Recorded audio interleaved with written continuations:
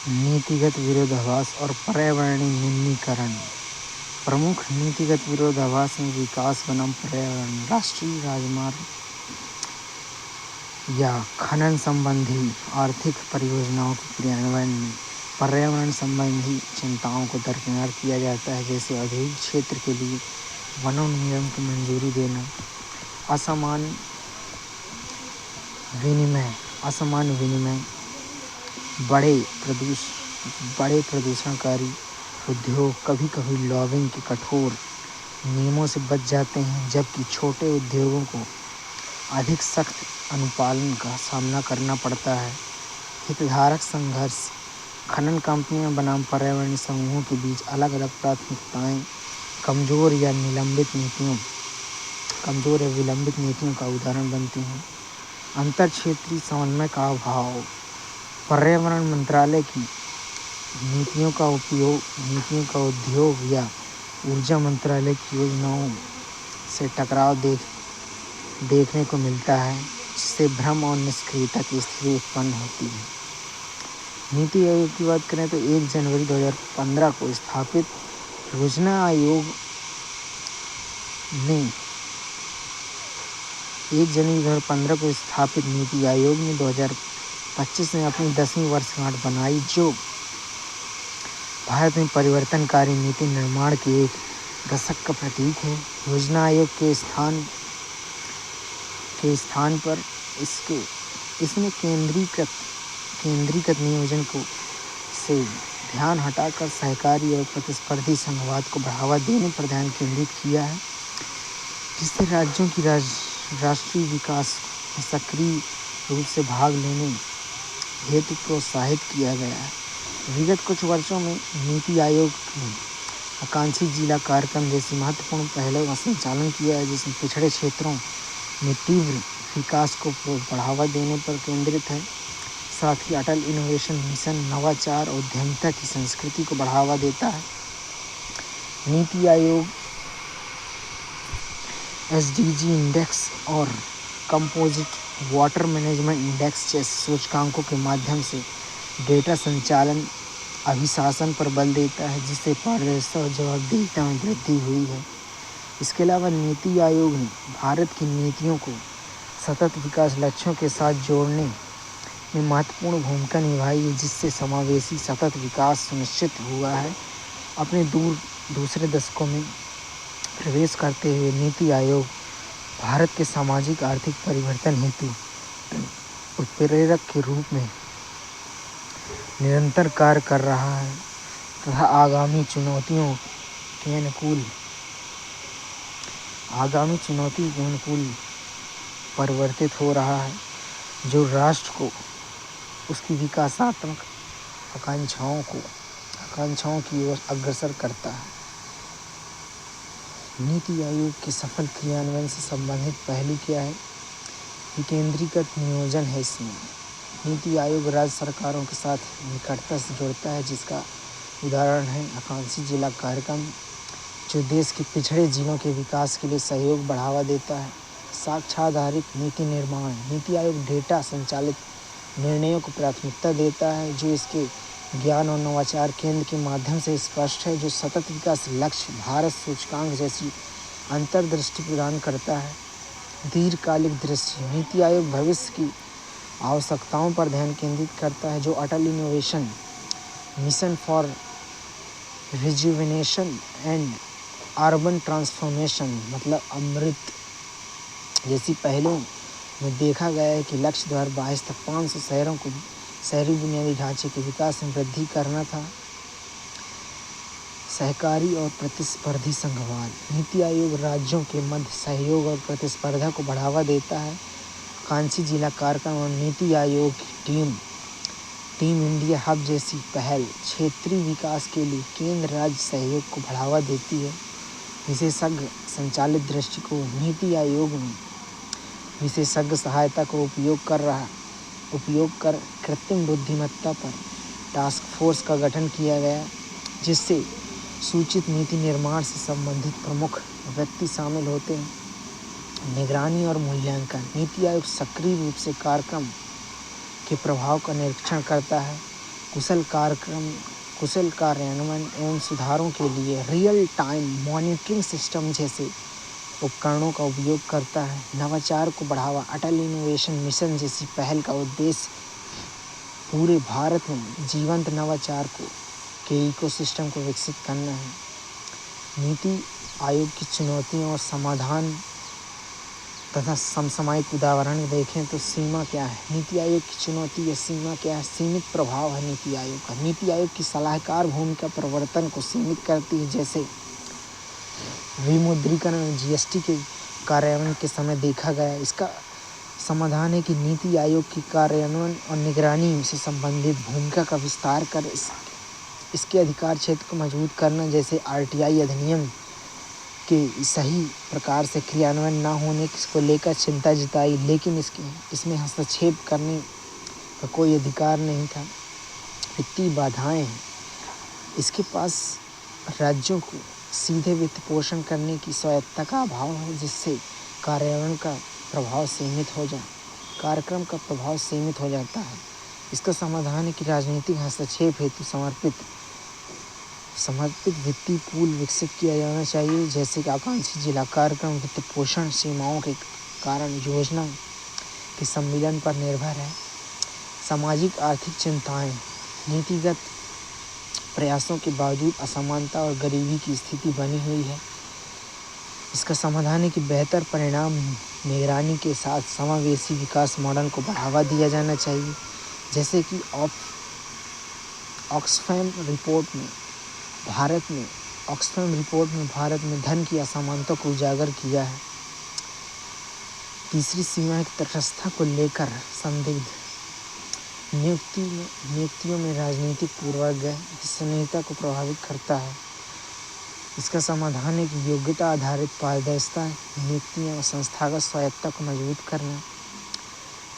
इसकी अगली सीमा है डेटा पारदर्शिता संबंधित मुद्दे। डेटा प्रतिबिंबित डेटा के साझाकरण से जनता पर विश्वास कमजोर होता है। इसका समाधान है कि ओपन डेटा नीतियों को अपनाना, कार्यप्रणाली को प्रकाशित करना।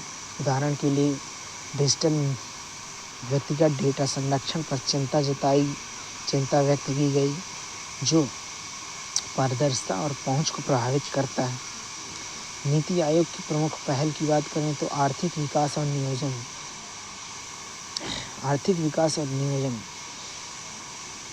इसमें कौन सी पहल की गई नीति आयोग की?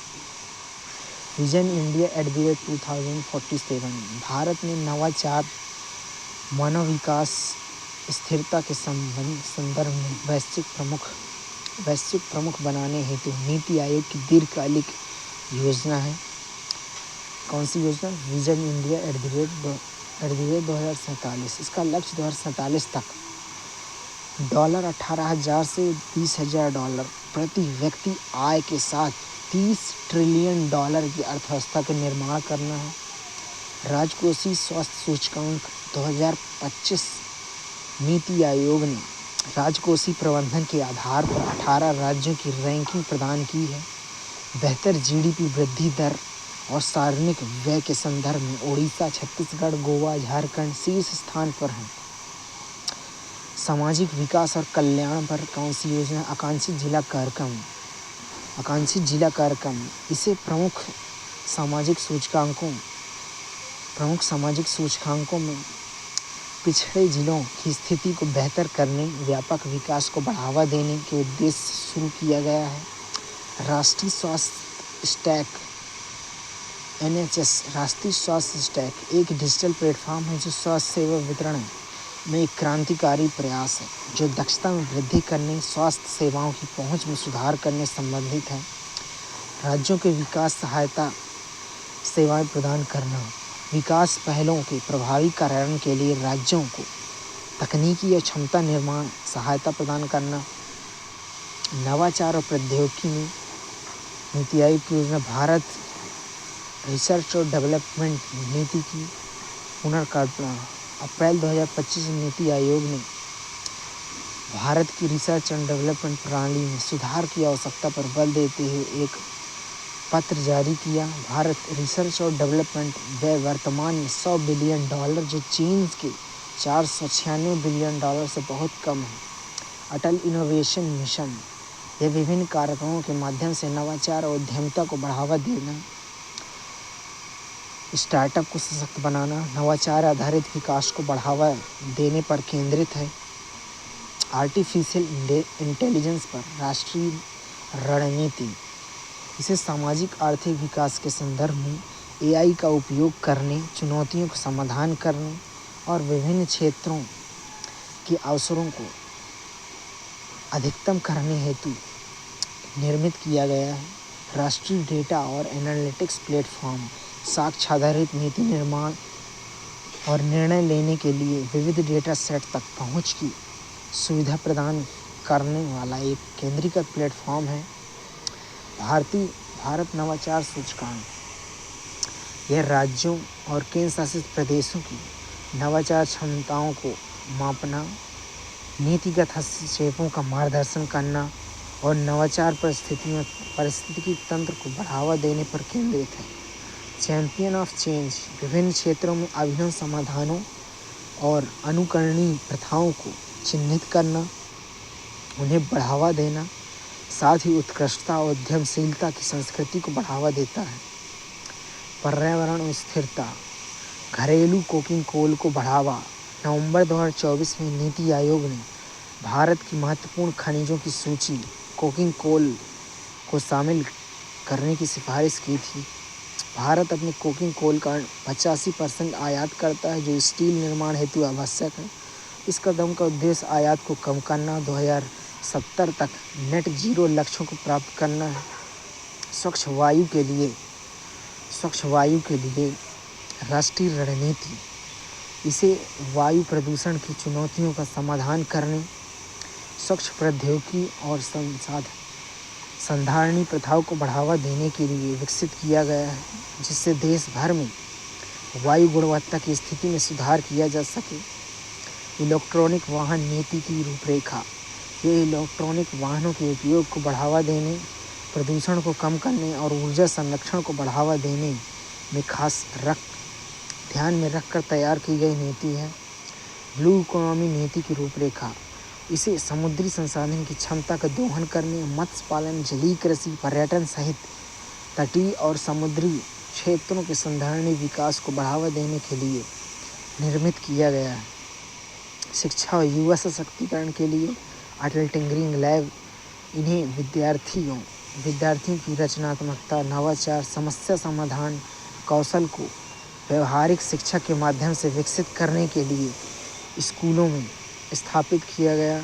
नवाचार, बाजार तैयारी और उद्यमिता पर शोधकर्ताओं के लिए कार्यक्रम, अनुसंधान और व्यवसायीकरण के मध्य के अंतराल को समाप्त करने, शोधकर्ताओं और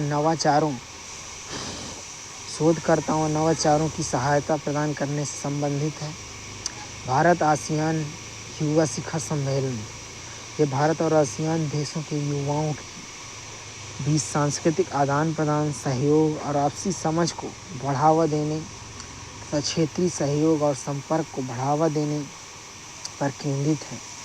राष्ट्रीय शिक्षा नीति कार्यान्वयन, राष्ट्रीय शिक्षा नीति 2020, राष्ट्रीय शिक्षा नीति कार्यान्वयन, राष्ट्रीय शिक्षा नीति 2020 के प्रभावी कार्यान्वयन का समर्थन करना, जिसका उद्देश्य शिक्षा परिदृश्य को बदलना और समग्र विकास को बढ़ावा देना है। शहरी विकास और बुनियादी ढांचे पर नीति आयोग की योजना है स्मार्ट सिटी मिशन, शहरी बुनियादी ढांचे, सेवाओं, स्थिरता को बढ़ाने के उद्देश्य से स्मार्ट सिटी परियोजना को विकसित और कार्यान्वित करने के लिए राज्य सरकार के साथ सहयोग करना, वित्तीय समावेशन और डिजिटल ट्रांसफॉर्मेशन, डिजिटल भुगतान मिशन, यह मिशन विभिन्न पहलों अभियानों के माध्यम से डिजिटल भुगतान प्रणाली का उपयोग करने, वित्तीय समावेशन, कैशलेस लेन देन को बढ़ावा देने पर केंद्रित है। श्रम और प्रवासन, प्रवासी श्रमिकों के लिए रणनीति, राष्ट्रीय रणनीति, इसे प्रभावी श्रमिकों के साथ आने वाली चुनौतियों का समाधान करे, उनके कल्याण, संरक्षण और औपचारिक अर्थव्यवस्था में एकीकरण सुनिश्चित करने के लिए विकसित की गई है। आकांक्षी जिला कार्यक्रम और आकांक्षी ब्लॉक कार्यक्रम में अंतर क्या है? आकांक्षी जिला कार्यक्रम 2018 में पीएम मोदी द्वारा लॉन्च किया गया है, लेकिन आकांक्षी ब्लॉक कार्यक्रम जनवरी 2023 में प्रधानमंत्री द्वारा लॉन्च किया गया। आकांक्षी जिला कार्यक्रम अपेक्षाकृत पिछड़े दूर राज्य क्षेत्रों के विकास को सुनिश्चित करने के लिए 112 जिलों को कवर करता है।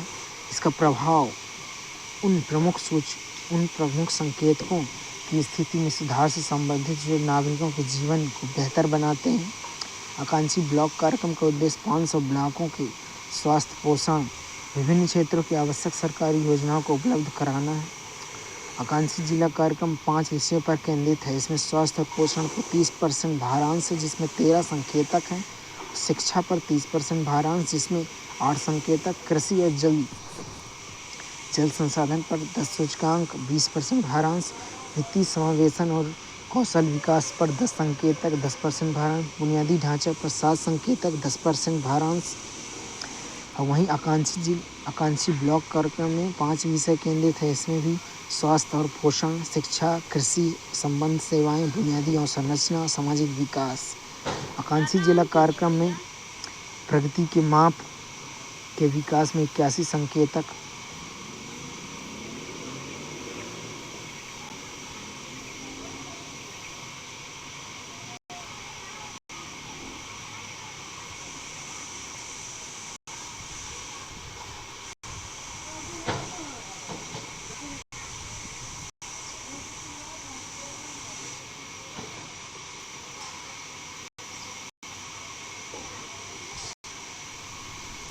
प्रगति के माप में क्या विकास के 81 चालू कर दिया हूँ।